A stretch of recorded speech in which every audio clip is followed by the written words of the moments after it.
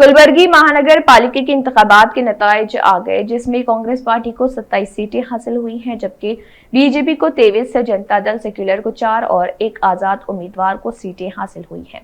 Ward number 26 से Congress party उम्मीदवार अनुपमा रमेश कमाकनूर, जो कि तिप्पानप्पा कमाकनूर साबिक एमएलसी गुलबर्गा की बहू हैं, उन्होंने काफी अक्सरियत से जीत हासिल की है। हाईटेक टीवी चैनल के कर्नाटका ब्यूरो चीफ मुबीन खान से खुसूसी बातचीत की। आइए देखते हैं उनका क्या कहना है।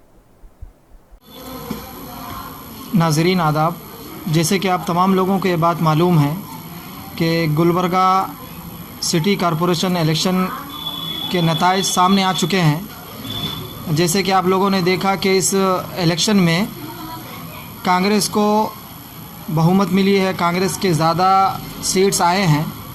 हम आज बात करने के लिए आए हैं वार्ड नंबर 26 में, जहां पर अनुपमा रमेश, जो कांग्रेस पार्टी के एक मशहूर और मारूफ गुलबर्गा डिस्ट्रिक्ट के तिप्पन्ना कुपनूर साहब के कमगनूर साहब के बहू हैं। तो आइए हम उनसे जानने की कोशिश करेंगे कि जो इलेक्शन हुआ है, इस इलेक्शन में कितने बड़े चैलेंजेस थे, आपके मद्दे मुकाबिल कौन कौन सी पार्टियां थी। जी जान से उन्होंने कोशिश की कि आपके जो ठहरे हुए कैंडिडेट को हराए, मगर देखने में यह आया कि गुलबर्गा डिस्ट्रिक्ट के अंदर सबसे ज़्यादा अगर किसी ने वोट हासिल किया है तो इसी 26 नंबर वार्ड की मोहतरमा अनुपमा रमेश ने हासिल किया है। आइए हम बात करने की कोशिश करेंगे तिप्पण्णा साहब से। सर,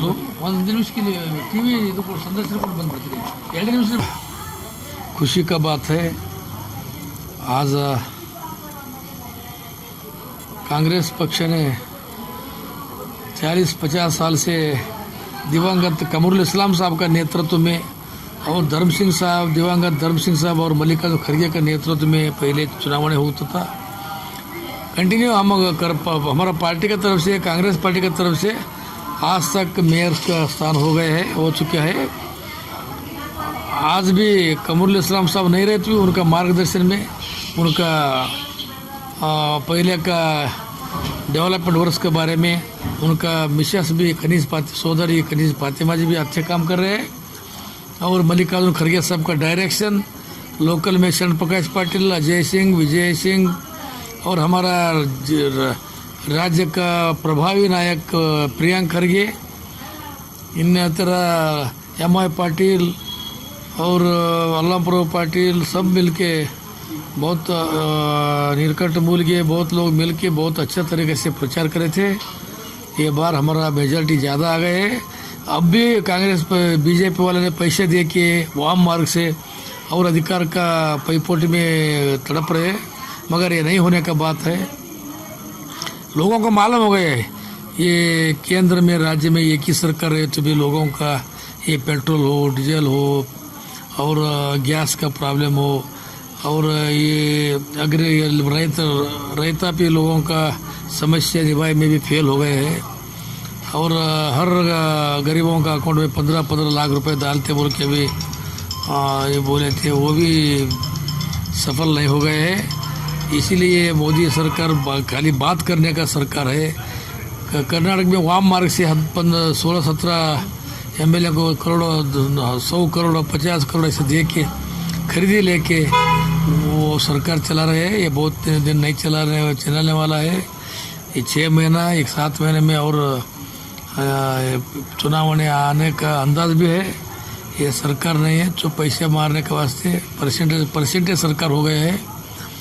हर एरिया में कौन सा भी काम करना है तो 10% दिए तो पूजा को ये लोग आ रहे हैं। ये सब लोगों को मालूम हो रहे हैं। ये सब लोगों का कांग्रेस का, बीजेपी का वैफल्य देख के लोग हताशा मनोभाव से उसको नेगलेक्ट करके, रिजेक्ट करके कांग्रेस पक्ष को भारी बहुमत से चुनाव हो गए हैं।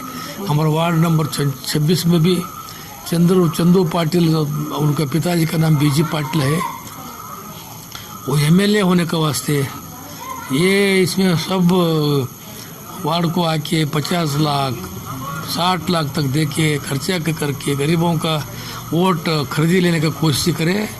ये कामयाब नहीं हो गए हैं। गरीबों पैसे का, हम गरीब रहते हैं मगर पैसे को खा के हम वोट डालने वाले नहीं है बोल के आज ये एक अच्छा संदेश दिए तो ये राज्य को जिले को गरीबों ने दिया है। ये आगे और हमारे पास आके चंदू पाटिल ने बहुत ख़राब बात करके गए। हम कत्ल रात्रि करते, कत्ल रात्रि करने का भी मालूम है, हम पैसे दे के वोट लेने का भी मालूम है, कुछ भी क्या भी हो गए थे, हम गुंडागिरी करने को तैयार है बोल के बात करके गए थे। उसको अच्छी तरीके से हम प्रियंक खड़गे ने जवाब दिया है। आगे भी कांग्रेस का मेयर हो जाएगा, आगे कर्नाटक राज्य में कांग्रेस गवर्नमेंट में आ जाएगा। सर ये कितना मुश्किल था सर ये वोट, क्योंकि ये इलेक्शन ऐसा था जैसे कि एमएलए इलेक्शन की तरह नज़र आया, क्योंकि दूसरे पार्टियों की तरफ से बड़े बड़े लीडर्स गुलबर्गा में आकर प्रचार किए। क्यों इतना मुश्किल साबित हुआ? क्या उनको डर था कि भाई हम लोग हारेंगे, ऐसा क्या है? वो डर रहने से तो ऐसा लोग वो करे, डर भी है। और कांग्रेस का निर्नाम करने के वास्ते वो गरीबों का पक्ष कांग्रेस है। ये लोग आगे आए तो हमारा नहीं चलेगा, बिजनेस व्यापारी और ये अनिल अंबानी का काम नहीं चलेगा बोल के ये लोग कोशिश कर रहे थे। कोई भी ये पहले लोकल का चुनाव नहीं हुआ तो लोकल वाले काम करते थे। ये बार राज्य का नेता, राष्ट्र का नेता बहुत लोग आके बहुत कलुषित वातावरण क्रिएट करे। फिर भी एक स्टेट से आए तो और राष्ट्र से कोई आए तो भी हमारे लोग निगलेक्ट करे।